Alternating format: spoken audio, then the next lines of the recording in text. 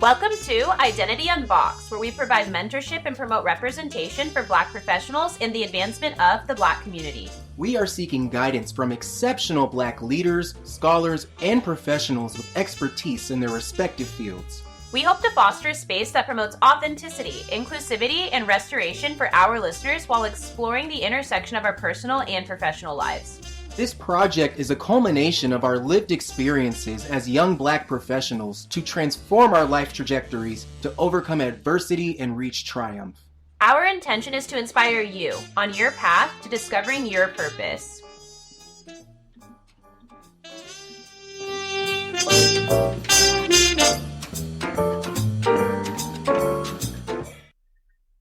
Well, good morning, Alicia. We are so grateful to have you on season 2 of Identity Unboxed. You are currently an Associate Vice President and Chief Health Equity Officer at Seattle Children's. And prior to your current position, you were the Senior Director and Chief Diversity Officer at Seattle Children's and also clinical social worker for several years there as well. And we are just so excited to have this conversation today about advancing health equity. And our first question for you is, you have worked in clinical social work and the health equity space for over a decade. Can you take us back to the moment that you decided to pursue this career path and how your identity influenced the way you crafted your professional trajectory? Yeah, it's a great question. I think once a social worker, always a social worker, no matter what job you have. And in undergraduate, I studied public health, and with a focus on health disparities and really trying to understand why social barriers or social determinants of health really impacted people's longevity, access to healthcare, better outcomes. And, around my senior year of college and having worked on campus with underrepresented students and in our Black Student Union and doing more community engagement, I really realized that I had an interest in clinical social work and having more direct contact with the community and understanding that at a deeper level. So I, looked into clinical social work as a program at University of Washington and applied to their MSW program and got in, and that's where it all really started. And so it was a really proud moment to be going off to graduate school after completing my undergraduate degree and taking that public health experience with me. And I think for me personally, just being, I'm a daughter of an immigrant. My dad was born and raised in Nigeria and came to the United States in the late 1970s to go to college in Houston, Texas, where actually I was born in Houston and only lived there until I was 2. But I think I have this desire to give back to the community, a desire for service, because I think both of my parents have worked really, really hard to raise myself and my 2 sisters. And I saw their struggle and I experienced that struggle. And I think all of those parts of me really impacted and influenced my desire to give back and be a part of the community that I also represent. And that lived experience definitely impacted the clinical social work that I went into. I really focused on multi-generational families, really focused on underserved and underrepresented communities. And it was just comfortable for me. So I think I've been asked the question before of what came first. And I think I just have always been a social worker. I just didn't have a name for it until I went to school and really understood what it could be. And ever since, right, I used my clinical license. I went back to the state so that I could provide supervision to new and, up and coming social workers who are trying to also get licensed. And a part of my supervision is building an anti-racist framework and understanding that we can transform the practice of social work to be anti-racist. We can transform the practice of social work to be something that actually is for the community. And it wasn't always that way. So I think that has been sort of my giving back, if you will, to make sure that other social workers who get into the field see that there are plenty of paths and options and ways that you can use your social work practice. And I hope to inspire other people to go above and beyond just that case by case clinical practice, which no judgment, that was really good experience for me as well. But we can get into leadership. We can transform lives. We can impact healthcare. We can impact policy. We can impact education system. And I think social workers are just in a great position to do that. Thank you so much for sharing your background and explaining what inspired you to pursue that professional trajectory in social work. And I was hoping you'd be able to explain a little bit more about the variety of career paths within the field. You mentioned that you started out clinical because you wanted to advance that health equity, and as a Black woman serving the community and being able to uplift marginalized communities in the health space was something that was personal to you. But could you explain a little bit more about how you were able to form your own pathway to getting into leadership and just some of those other positions that are available to people? I think folks sometimes think social work sometimes is not the most financially lucrative career sometimes, so they stray away from even pursuing that. But could you explain a little bit more about that and when you decided, like, oh, I can take this step into this direction instead of that traditional path? Yeah, so social work can be so many things: school social work, mental health, child welfare, policy. There's so many different paths, and you are correct. There's the running joke is, I didn't get into social work to be paid the big bucks, financially. And yes, that is true. There have been times in my life where I've held multiple social work jobs to pay bills and to get by. And I started out in community mental health and really saw the gaps in the mental health sort of crisis intervention in King County back in 2009. And that was a really impactful experience for me to see how many youth across King County were struggling. And this is before the pandemic. This is before really we had a significant crisis in 2020, 21, 22 around, youth mental health. And even then it was a challenge. And so sometimes in clinical social work, even when I went from community mental health to then working for child welfare and working in dependency court and just seeing the disparities happen in front of me, seeing the amount of referrals that come into child protective services on Black and brown, children and families, seeing how long children are removed in Black and brown homes compared to other homes, seeing the rate of termination, parental rights, being terminated. And that is a hard thing to sit back and watch. And as a social worker who wants to drive change, you feel somewhat helpless. And so, an opportunity at Seattle Children's came about in 2015, and I joined the team of social workers. And my goal was like one patient at a time, one unit at a time, one team at a time.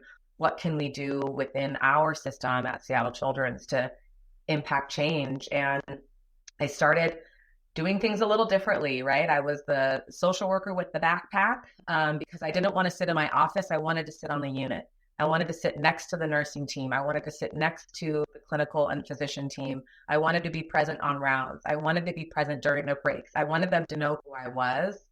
And that helped me to build those relationships so that if and when an inequity or a difference or something came about that was just not the standard, quality of care, that I could say, hey, can we talk about this?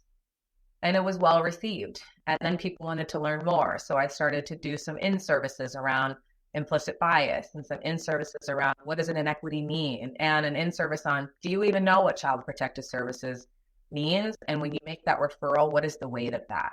And so when we do make a referral, let's make sure we're doing it at the right time and for the right reasons as mandated reporters. And as those opportunities came about, other clinical areas that wanted to build a social work practice came out, right? And reconstructive pelvic medicine and our fetal and maternal medicine clinic to better understand how do we serve patients and families through the social work practice.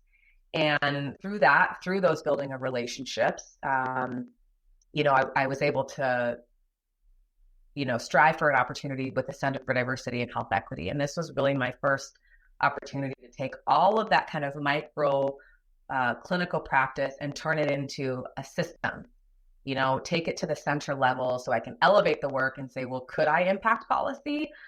Instead of having to do these one-off conversations, could I bring more people in? Could we have more impact across clinical care and patient care and outcomes? And, I was able to take some of my public health experience and apply it to stratifying outcomes by race, ethnicity, and language, and looking into how do our outcomes differ depending on who you are. And, just keeping in mind, Seattle Children's is not the only healthcare system that struggles with this. This is something we've known in our country for a long, long time. But I think I had an opportunity with my partners, Tumani Coker and Shaquita Bell at that time, to really make that change. And, the three of us as Black women, I think with the relationships we had and the support we had from certain members of our organization, it was a really unique opportunity, I think, for Black women to be in front of a movement and to be leading that movement. And this is pre-pandemic, pre-George Floyd, pre-everything. And the struggle was real, I think, for the three of us, but having one another and understanding that, I think makes a really big difference. And sometimes we were taken seriously and sometimes we weren't. And sometimes there were easier times and sometimes there weren't. And I think that's all part of the journey for sure. That's amazing. It's always good to have people with your shared identity, at the forefront with you, trying to make that change. I was hoping you could dive a little bit more into your experience as just a daughter of an immigrant and your upbringing and how your identity, influenced your decision in your career. And also just growing up, your experiences and all that it led to today. Yeah, thank you. So I think one of the unique experiences for me just being, I am very, very proud of where I have come from. And, my mom is white and my dad is Nigerian. And so I, in my family, have that multiracial identity. But I think, as both of you probably know, society doesn't really look at it that way. I am just a Black woman, regardless of where my family comes from. And, one of the things that I've sort of processed a lot in my life and growing up with this shared identity is, that constant struggle of, am I Black enough? Am I white enough? And who will accept me? And where can I be? And I think at a really young age, I just was so frustrated at that binary thinking. I was so frustrated by what does it even mean to be Black enough? Somebody decided what Blackness means, and it wasn't Black people. And those individuals were the judge of whether or not you were accepted, whether you were enough, whether you were worthy, whether or not you could fit in. And I just remember at a really young age not appreciating that. And I think having a parent, an immigrant parent from an African country as well, came here and fought and experienced racism in a different way than he had growing up in a civil war in Nigeria, while they were also attempting to fight off, colonization, right? Like, my dad is a part of that movement, as a part of a community and a peoplehood who were attempting to recover what was theirs after so many years of being oppressed. And then to come here and to feel, similar experiences of oppression and racism as a Black man in Houston, Texas in 1979. I think that he had to overcome so much without having the same ties to the US, Black experience. So same, but different, right? Is kind of how I would describe it. And so I think I was really raised with this context from my dad around believing in myself, giving myself permission to fight for what is right and what is just, and not really succumbing, I guess, to the systems of oppression that we face every day.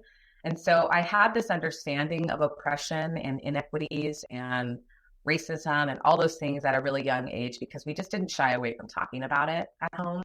And I think my dad wanted us to have a realistic picture of what our futures could be and should be, and that we actually have a role to play in helping to shape that. And so I think that has been a unique a unique lived experience, and it makes you appreciate what you have, and it makes you appreciate, what I didn't have to go through the way that my dad did, or people of my dad's age who did grow up in the United States. I've talked about this a lot, and that every generation of Black people in this country is fighting for something. And it's always a few steps ahead of what those who came before us were fighting for, right? There was a period of time where it was like just fighting for freedom, and that's it. And then freedom came, and then it was fighting for, equality or some rights, just minimal, just some rights. And then it was, right, equity. And now it's the advancement of the Black community, right? The advancement of our culture, of our society, of our next generations to come.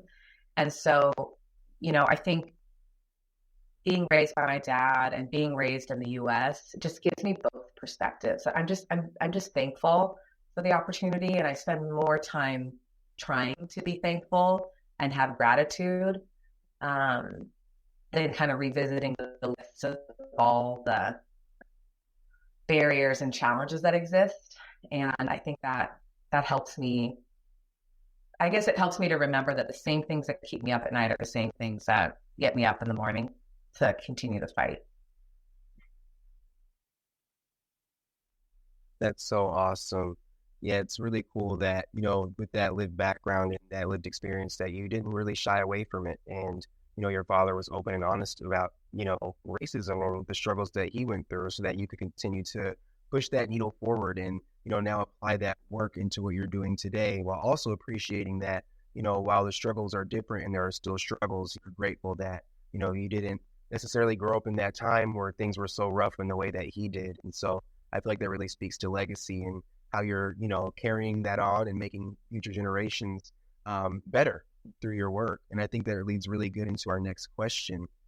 Seattle Children's devised the Health Equity and Anti-Racism Action Plan in January 2021 and released this plan in September of 2021 to express accountability of the organization to address health disparities and sustain its unequivocal commitment to embody anti-racism in every facet of it.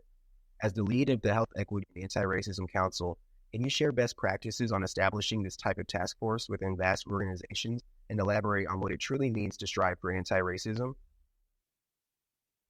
Yeah, these are always complicated questions, Brad, because I think I am always trying to be mindful that not everybody can lead in health equity and anti-racism the way that some of us can in the Pacific Northwest. And these conversations and these topics, they're always controversial, and there's always going to be pushback, and there are always going to be bumps and people who disagree. That tension gets more and more thick, right? Depending on what state you're in, what county you're in, and politically, whether or not you're even allowed to engage in these types of conversations. And so I feel like I'm going to share, and I also want folks to know that there are so many different ways to lead health equity and anti-racism within the framework and the scope that you are allowed to lead it in. And so I'm speaking to friends and colleagues and potential allies around the country who just are operating in different circumstances. And I just, want to pay special attention to those who are still trying to fight those fights in cities outside of Seattle, because I know it's complicated. So, for me, you use the word legacy, which I really appreciate, because I think it's not about me. It wasn't about Shaquita Bell. It wasn't about Tumani Coker or, our incredible leadership that we have at Seattle Children's, like Myra Gregorian and Leslie Walker Harding, who supported us to keep this work moving. I want to be able to lead Seattle Children's whenever that day comes, and the work continue moving forward. Like, it doesn't need Alicia as a spokesperson or any of those other incredible women that I just named. What I want is I want it to be so written into the fabric of Seattle Children's that people don't even realize that they are perpetuating anti-racism and equity. I just don't want even them to realize they're doing it. I want it to be so ingrained that it's when you don't do it, that's where it's highlighted. We notice it when you don't do it. So that means that rather than investing in tons and tons of EDI training, right? Which is a great thing to do, but 10% of adult learning is usually done through a training.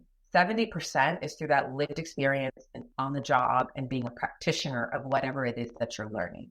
And so we opted not to over-invest in training, and rather to invest in building tools like an equity impact assessment. So most healthcare institutions have policies. A lot of healthcare institutions that have that are attached to some sort of academic center, like we are at Seattle Children's, you have a quality and safety department that oversees your quality of care, that aligns with solutions for patient safety. What if you were able to address inequities early, rather than looking back and going, oh dear, the last 10 years we've had an inequity in set outcome? How about we look at our clinical standard work, we do some data analytics, we Google it, but more often than not, somebody's published something about inequities, and you write that in to your policies. You write it in that you are required to use interpreter and translation services for XYZ treatment. You write it in that, every patient on the floor that has a central line must have their central line audited to ensure that we are providing the most optimal care of the central line, right? Like, these are things that we already know. So why not address it early? Why wait until the harm is already done? And so from a healthcare perspective, that requires you to, one, collect data on your patients and families that you serve. That means you should know the demographic information of your patients and families by race, ethnicity, language, zip code, payer type, whether you're private insurance or Medicaid. What if you knew a little bit more about the patient population you served, so that when you are thinking about your outcomes and you're thinking about developing a new program or a new procedure, or you're trying something new and different, or you're evaluating existing programs, what would happen if you built it in? And there are so many different interventions that I don't even have to call it equity. Just call it quality care. Call it safe care. Call it the best care. And when you make that declaration, that means every patient needs to get that best care, that quality care, that safe care. And from a workforce perspective, okay, people are pushing back on DEI, EDI, diversity, whatever, acronym we're giving it. I am actually just talking about building talent, and talent exists across every group of people, and talent looks different with different people. And so for me, I also believe that legacy work means writing in some inclusive hiring practices. That means giving people the skills that they need to evaluate talent, evaluate candidates, not just based on, what's written in a resume and did they go to this college or this university? Do they have this certification or not this certification? I'm looking at those years of experience. I'm looking at the diversity of the experience. We're looking at that lived experience. We're looking at some of these things that are harder to measure when it's just a resume.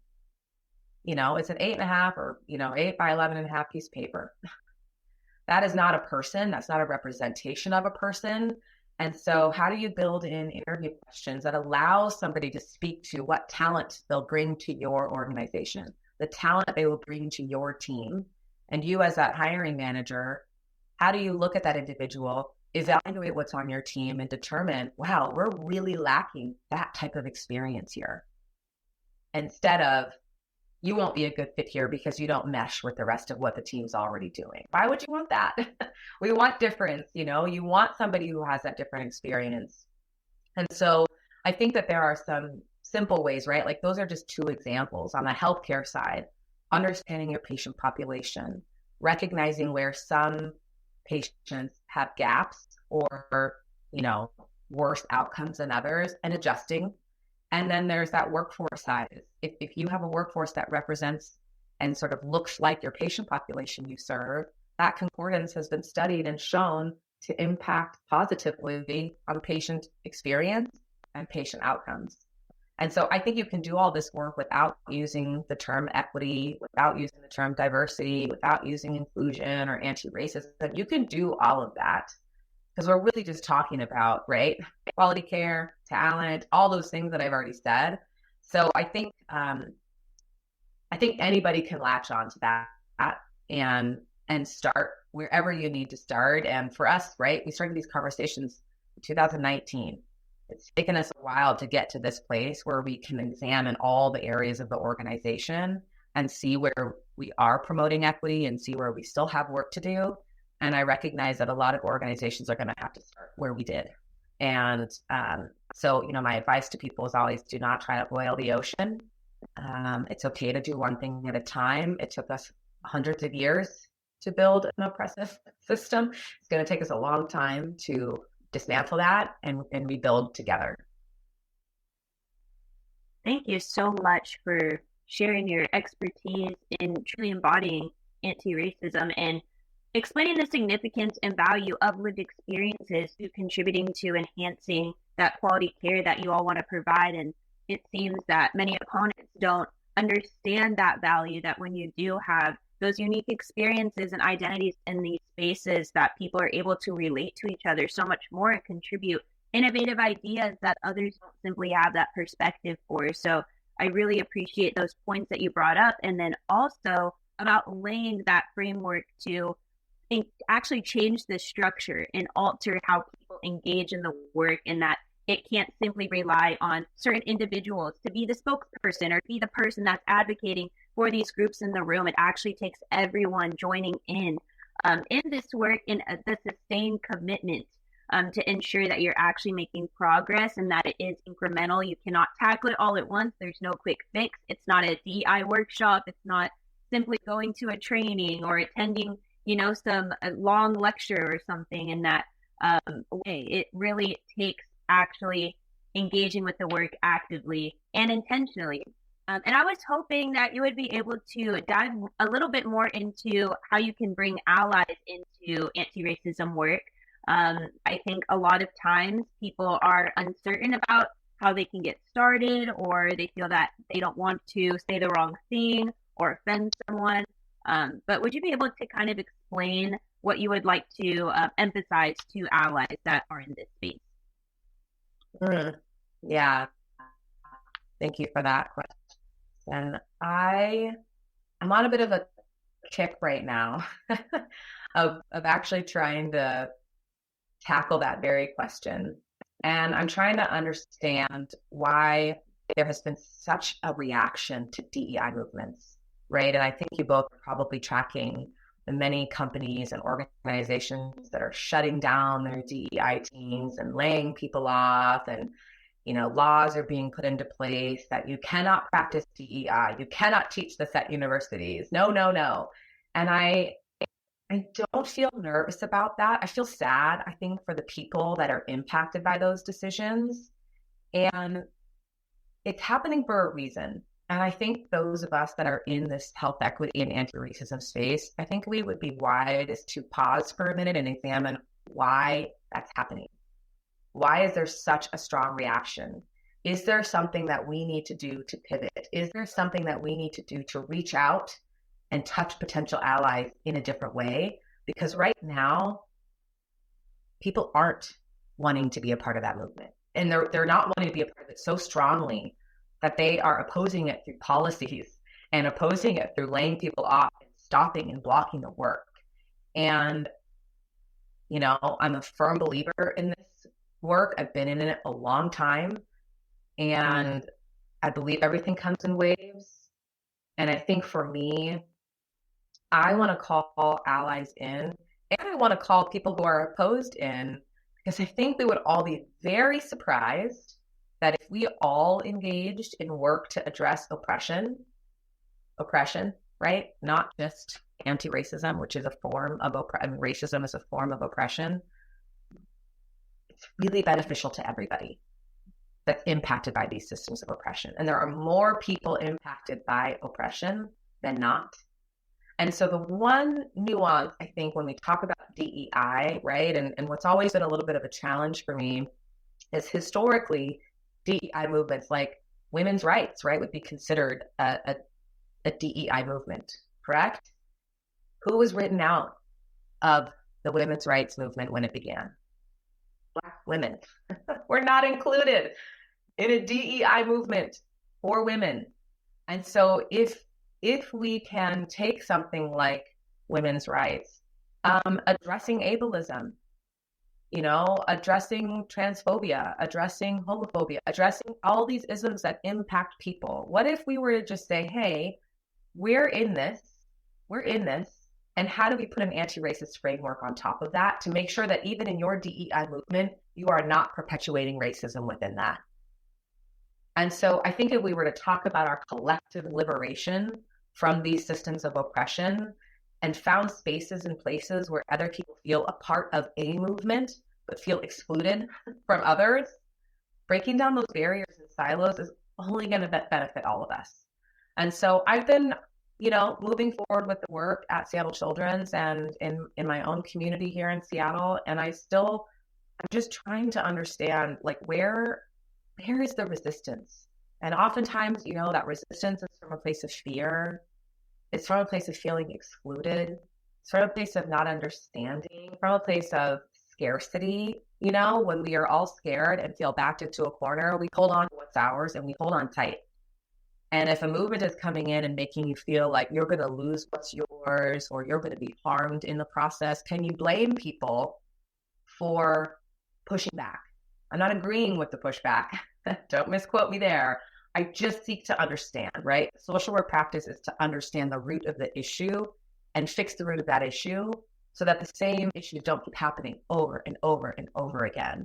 And so I think allies can be called in by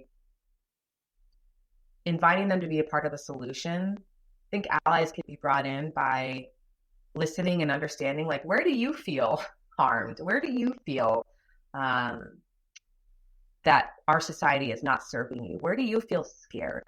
Do you have a child or a loved one that's impacted by some system of oppression and you're scared that they might be exposed and be exposed to harm? And how do we bring folks in? I'm still working through how to invite those who are opposed into the conversation. I'm still trying to think through that. But I think allies want to help. I think allies want to be a part of it. And I think that allies sometimes feel scared to ask the questions and feel scared to seek to understand because they don't want to offend, or they're not sure where to get in and they don't know how they fit in. And so how do we create spaces for that? I think is really important so that we're not isolating ourselves. It can feel really lonely to lead this work sometimes. And so I think the more people who are invested in parts of it and bringing them together is more beneficial than creating barriers and silos. Absolutely. Thank you so much for that. Everything you said was so important. And that's why, when we've had these conversations about DEI on this podcast, Tiana and I have tried to, explain that DEI is more than just race, not to discredit the importance of anti-racism work and the anti-Blackness that is prevalent in our society, but for people to understand that, like you said, the women's rights movement, that would be considered a DEI movement. When we look at, neurodivergence and people on the spectrum, people have mental disabilities that come in all races and all genders. When we look at LGBTQ plus rights, and like you said, if we actually look at it from a holistic standpoint, we can see that moving forward with DEI while having that anti-racism lens, it would surely benefit everybody. And I think that's the thing is now today, we talked about previous episodes, how, a lot of, media outlets and politicians use this like rhetorical framing and, sticking to the acronym of it and kind of just making it a us versus them issue. When really, like we said in previous episodes, what is diversity? What is equity? What is inclusion? It's not a us versus them topic. It's not a us versus them framework. It's how do we all collectively come together to make the world, our workplaces, our schools better and more inclusive so that everybody can thrive. And I think that because there's so much division when it comes to this topic, people view it as maybe like a black or white issue, or, oh, they're pushing this belief on me, when it comes to the LGBTQ plus community, for example, and what if I don't want to believe it? And if people just kind of like shut the door instead of actually looking at it from an intellectual standpoint. And so that's really, when we say it's more than race, that's the point. It's not discounting the importance of race and how racism impacts our society, but really trying to get people to understand that this is a holistic issue that impacts everyone. Some concepts in DEI probably impact people in your family or they ran into struggles because of their identity. So thank you so much for sharing that. Yeah, absolutely. I think something that you just touched on, I appreciate, and the fact that both of you have attempted to tackle this in previous, episodes. It's even just this concept of race, which is sort of, I sometimes struggle with that. I struggle with this. Again, I think it's this binary framework that exists really here in the United States in a really unique way. And it's sort of based off of a census that was created a long time ago to put people into categories. And if you think about all of the different ways that Black or African American, that representation across our country, I mean, the continent of Africa is significant, and the diversity on the continent of Africa is significant. Can you fathom the idea that then you move to the United States, for example, and then you're put into that category? One category. We're being raised as a Black American from all parts of the country, and then we're just all in one category. And for white folks as well, one category. For Asians, one category. I mean, just the,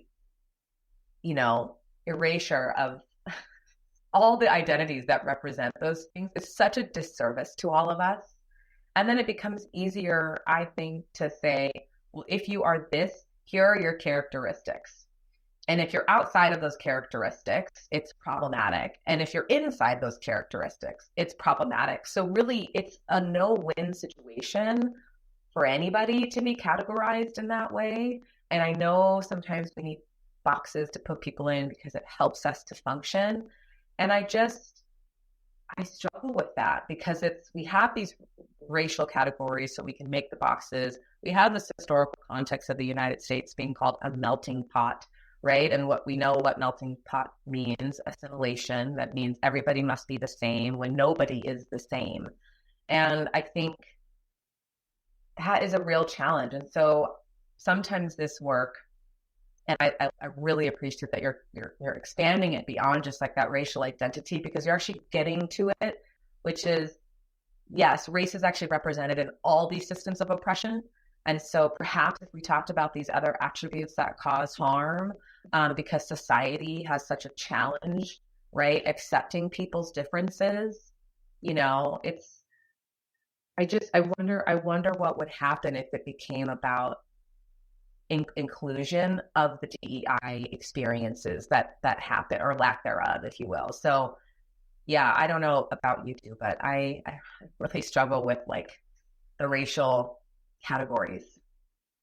Yes, no, definitely. I relate to you with that, and specifically as, a biracial woman too. And I grew up in a predominantly white area, raised by my white family. And so my experience in itself was so different from many of my friends that are Black and colleagues that are Black. And you touched on, such an important point about how there's so much diversity within the community, but we're put into these boxes and are categorized in a certain way based on these stereotypes that people assign to us. And it is, very frustrating. It definitely contributed to an identity crisis for me about understanding how, Black I was, like you had mentioned earlier. Am I Black enough? And where do I actually fit in? And just investigating my own identity. That was a big challenge, and something I still grapple with every day. But I think you touched on also the importance of intersectionality and how that influences the way that we move through the world and interact with others. And so I think being able to fully understand that in my own life has helped me really engage in this work meaningfully, and also uplift others that have different experiences from me as well. So I really appreciate that you brought those points up. Thank you for that. Yeah, and then moving forward, I was hoping you would dive more into the importance of bringing in that diverse talent. As you mentioned, that was something that you wanted to cultivate in your position. And we would like to discuss employee diversity at Seattle Children's. It's one of the measurables that was outlined in the HERE plan, as healthcare studies showed patients generally fare better when care was provided by more diverse teams, according to the National Library of Medicine. And Seattle Children's increased employee representation by 2% from 2022 to 2023, while Black leaders represented 5.8% of leadership in 2023. As a Black woman in leadership, can you describe the structural support that is required for women of color to not only move into these leadership positions, but also thrive? Yes. Oh, I love any opportunity that gives Black women a platform. So this is brings me a lot of joy to talk about this. So our chief people officer is a woman named Myra Gregorian, and she celebrated 7 years at Seattle Children's, and she was the first executive leader of color at Seattle Children's. And she really transformed the way we talk about, diversity of our employment and our employees, and what does that look like? And, I remember her always saying, this is not about a quota. This is not about meeting a quota. This is not about just a number. This is actually about developing the best team ever, right? And so she started on this journey of what are the values of Seattle Children's? And way back when, right, 2018, she said, equity is a value. And when we talk about that, we actually mean meeting the unique needs of others. And that's for patients and families, that's for our workforce. And so, getting that opportunity, I think, to work and lead with somebody like Myra then meant that, my colleague, Dr. Katora Hal-Mosley, joined the team as a Black woman. And then who do we hire? We have really diverse teams with really unique experiences. And then who do they hire? They hire really talented teams with unique experiences. And we see these really high functioning teams who have been able to change culture over a pretty short period of time at Seattle Children's. And I think what you need is you need a leader who's willing to see your talents, see your strengths, see those areas of opportunity, and actually invest in you. I think being a Black woman, the spotlight is on you, and the spotlight tends to aim at your areas of opportunity all the time. And so when you have a mistake, an error, a mix-up, like any other human does, the spotlight just stays on that for a very long time. And then people are almost looking for you to mess up, looking for that next mistake, looking for that error, looking for that thing to target you for. And so I think if you have a leader who's willing to invest in all those strengths, and then also look at, are those areas of opportunities really deficits, or are they also strengths that we can just, elevate to be seen in a different way? And I think on a personal note, right, Myra invested in me as a Black woman. And we talked a lot about my style and my leadership style, and helping me to understand that, being a leader is more than signing a time card. Anybody can go online and sign the team's time card, but how do you invest and then develop your team? And so we did this by understanding some of the things that are just natural to me, my personality type, and what are the strengths of that, and where are some potential challenges for me that I should just be aware of and pay more attention to, and build in more self-reflection and build in more relationships. And I think this is an opportunity that every leader should have.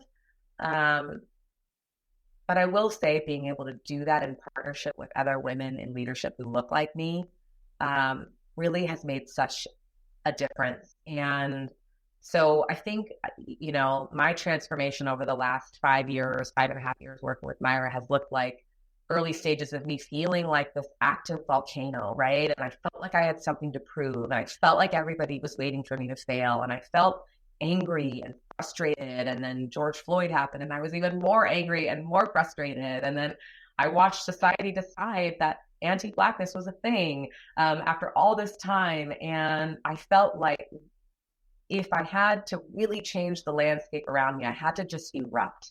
I had to do it by force. I had to, just demolish what was around me, knowing that over time it would come back, right? Like, you look at the damages from volcanic eruptions, and there's always life and things that come after the fact. And I think there's a time and a place for that. And I think leading with other Black women and being led by also another woman of color It's actually also taught me that a coastal wave can also change a landscape. And it can change a landscape over time. And there are days where that coastline has rough waters, and then there are days where that coastline is really inviting and calming and healing. And so how do we as Black women build platforms for ourselves to embody both of those natural forces and use them when appropriate and take care of ourselves and heal ourselves? And I think if you don't have a leader or a team that's willing to see all of those parts of you, it's not the space for you. It's just not the space for you. I don't want to have to turn parts of me off, just because I want to make somebody else comfortable. But I am willing to adjust parts of who I am to also meet the unique needs of the other people around me, as long as that is reciprocated. And so I think when we start talking about diversity and hiring for talent, all of it means nothing if the culture that you've created at your organization or company says, oh, great, but then when you get here, you must turn off all these parts of yourself and assimilate to our culture. But you won't actually sustain any sort of diverse talent at your organization if you invite people in because they're diverse and then tell them to just please don't bring any of that with you on the job. It makes no sense. So I personally feel it is an honor, a privilege, and my obligation as a Black leader to ensure that other Black women and all leaders feel the same way at work and feel supported, and they never feel alone and isolated, and that rather than feeling criticized for the parts of them, they feel celebrated for the different parts of them and know when and how to navigate society and leading and change, leaning into the different parts of them at the right time. Thank you so much for that. That was so powerful. And I think it really just speaks to the importance of, having that support in the workplace, because, oftentimes we just can get so frazzled and upset when, we're trying to push for change and we're trying to push anti-racism forward. And like you said, a volcano eruption, like sometimes you feel like you got to just push for that change by force, and because it can feel stagnant, like you're not getting there. And, all the challenges that arise from that, just being in spaces where, like you said, oh, now after George Floyd, now everybody's recognizing that anti-Blackness is a thing. And I really feel like that leads good into our next question, because so many people go through these adverse experiences. Can you describe a pivotal moment in your career where significant adversity was presented and how you overcame this? And what changed as a result of this experience for you moving forward in your career? Goodness. I'll start by saying clinical social work is really, really hard work. And so many of the experiences I had in clinical social work, from severe, cases of child abuse and neglect to, right, like walking through the experience of the death of a child with a family and being a support, like all of those I would consider kind of adverse experiences I've had in my career that helped shape me. I will say, though, that, and I'm sure many people have had similar experiences since the global impact of the pandemic, but I think the pandemic, coupled with the murder of George Floyd, it just put into motion at a speed and a rate like of my career and the work that we led. It was so fast, and yet we were so far apart, right? I'm like trying to lead all of these things from my living room at the time, right? And through a virtual screen, and also being a sounding board and being a person that received, countless emails and phone calls every day about teach me more. I need someone to connect with. I'm feeling isolated. This incident happened at work. And there was just this period of time where I felt like a bit of pressure, I guess, to be the person, the sounding board, the pillar, the foundation, all the things And I know I wasn't alone in that. So just speaking from my own experience, because I was in this leadership position and because so many people finally had the opportunity to reach out and say, hey, me too. And that was a really complicated time,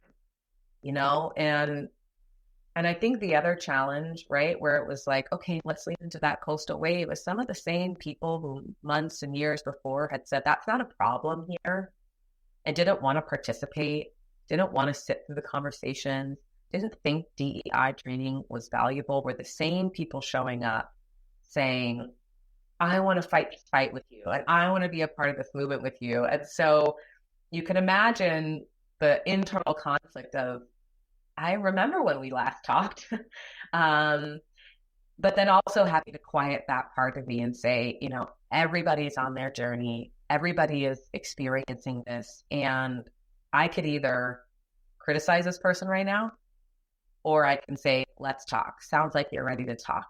And that was like a battle every single time. And while also trying to be a support for my own family, the Black community at Seattle Children's, the Black patients and families that we served. And I think that I wish we didn't have to have movement and change because of those types of experiences.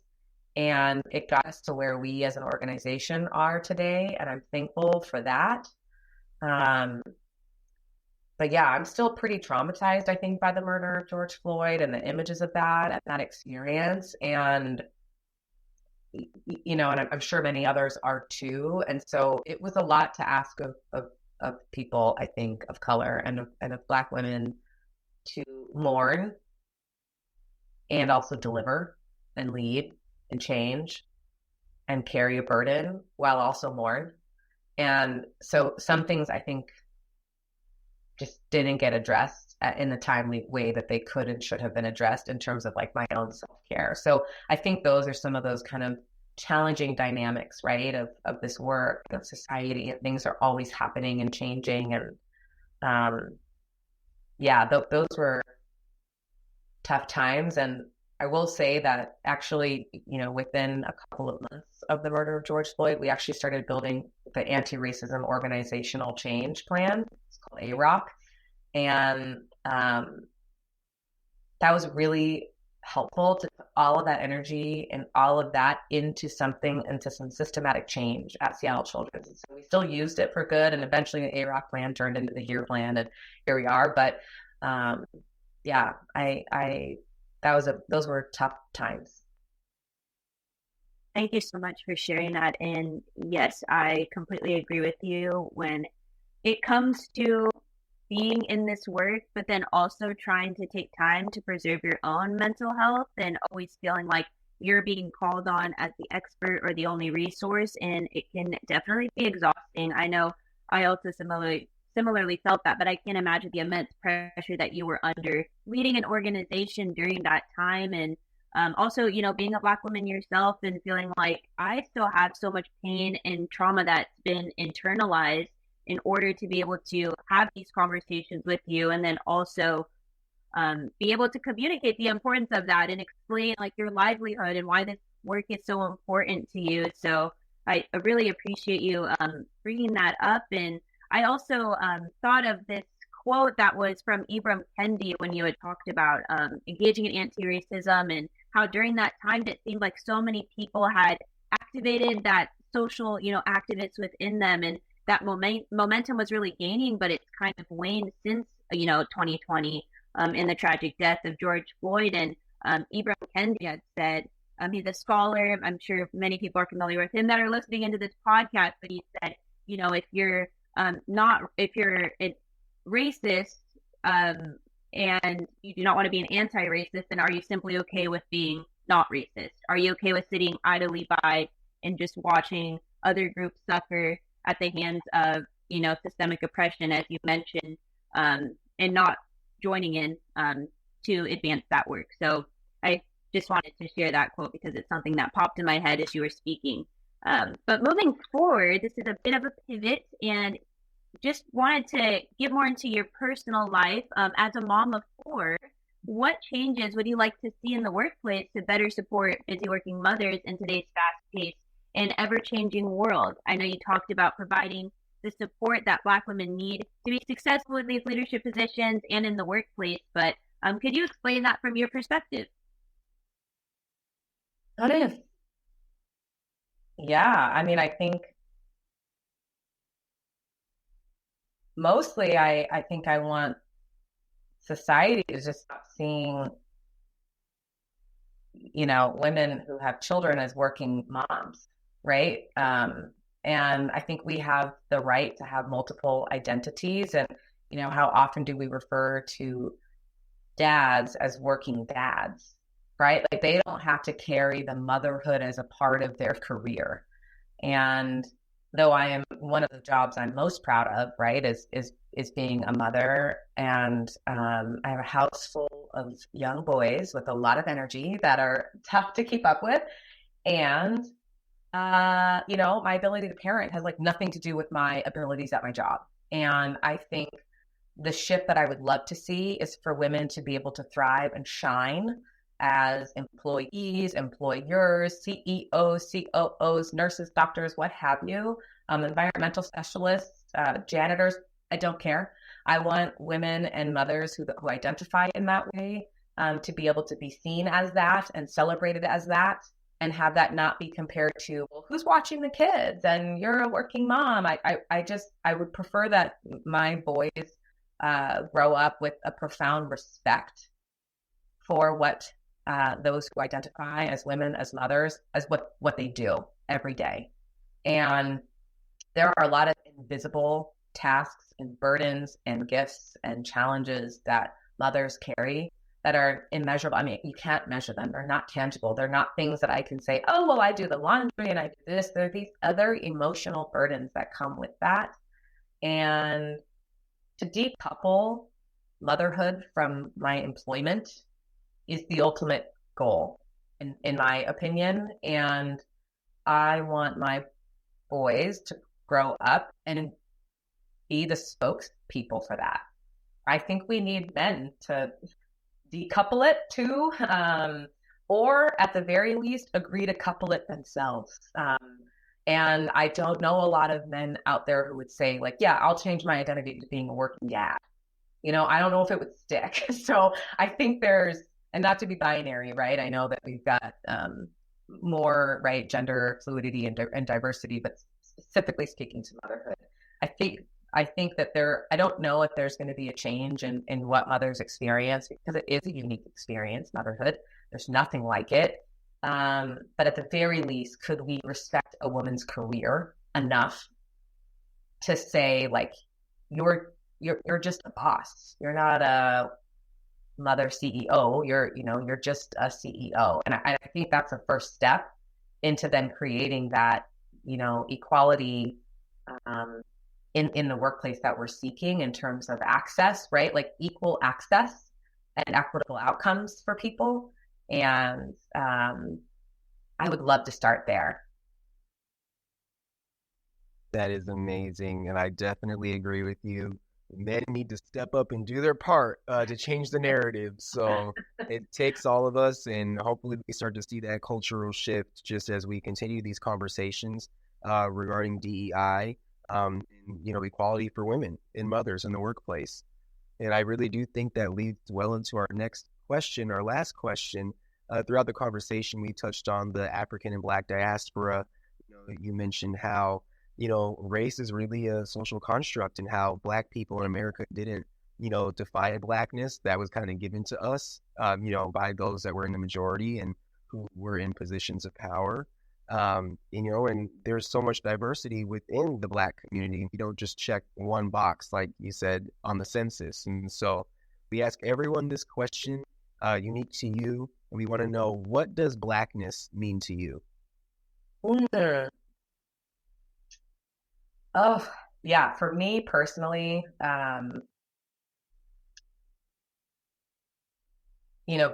Blackness is like a gift and an opportunity to shed light on how beautiful Blackness is. And I think for me, these are kind of silly things, but I love that I can change my hair up however I want, whenever I want.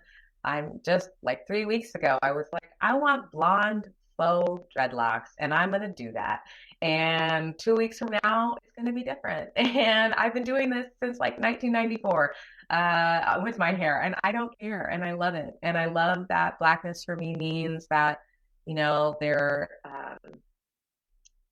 this artist Shabuzi. I'm gonna like age myself a little bit here. I had no idea who he was until recently, and then I looked it up, and his parents are Nigerian, and his real name is also the middle name I gave to one of my twin sons. And so to be able to be in the car and hear that song and me look back at my child and say, this is, the artist, he goes by Shabuzi, but did you know that his parents are Nigerian? Did you know that you two have the same name, your same Nigerian given name, and how special that is to have that experience and to have that relationship?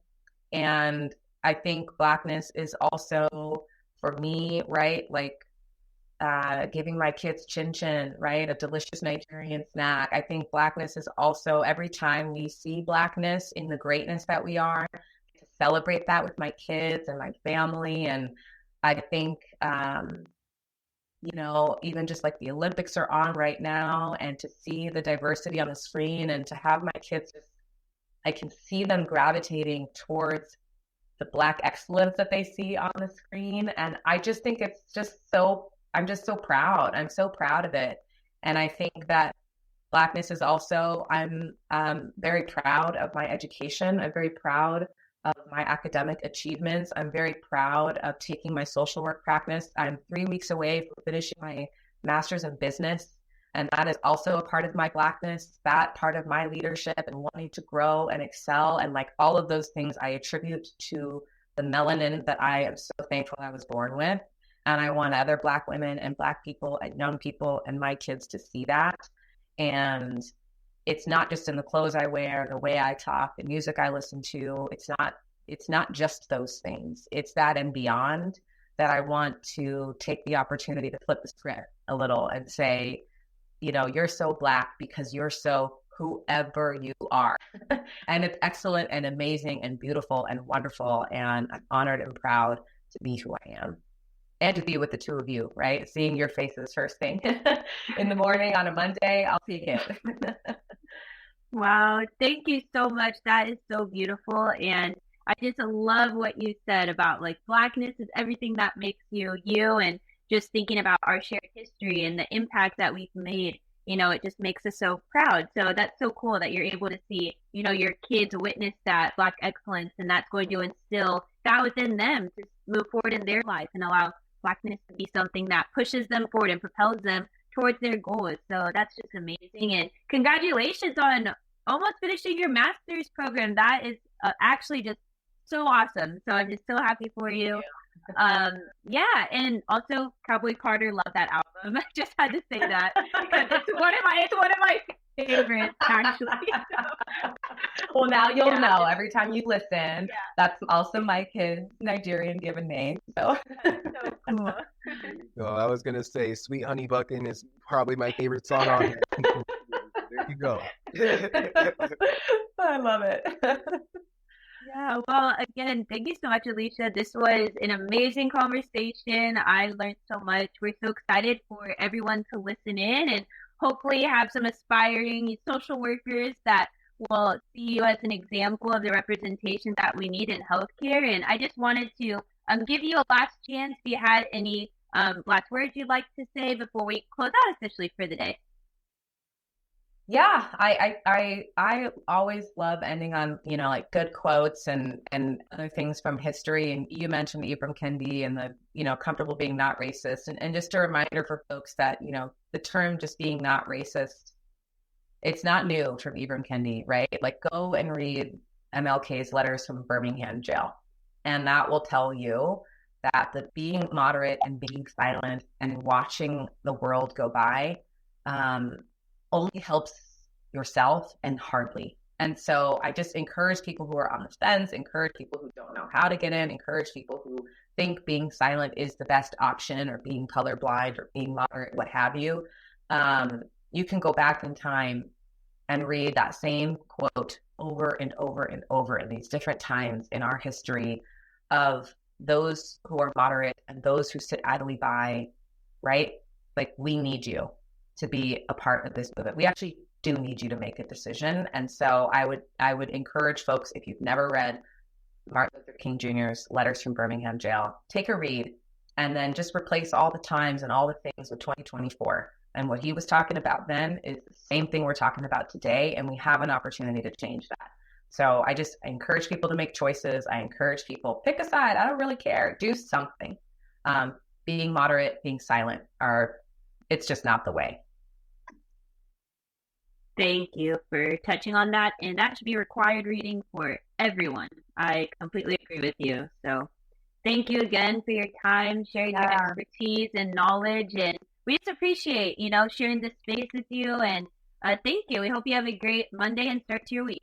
Thanks so much for having me and all the other Black folks that you bring on to give folks a platform. It's much appreciated. Thank you so much. Take care. Yeah, you too. Yeah, you too. All right. Bye. We are so grateful for your support, and thank you for listening to Identity Unboxed. Authenticity is your guide to cast an impact on the world that you will be proud of. Signing off with pride, Tiana and Brad. Thank you so much.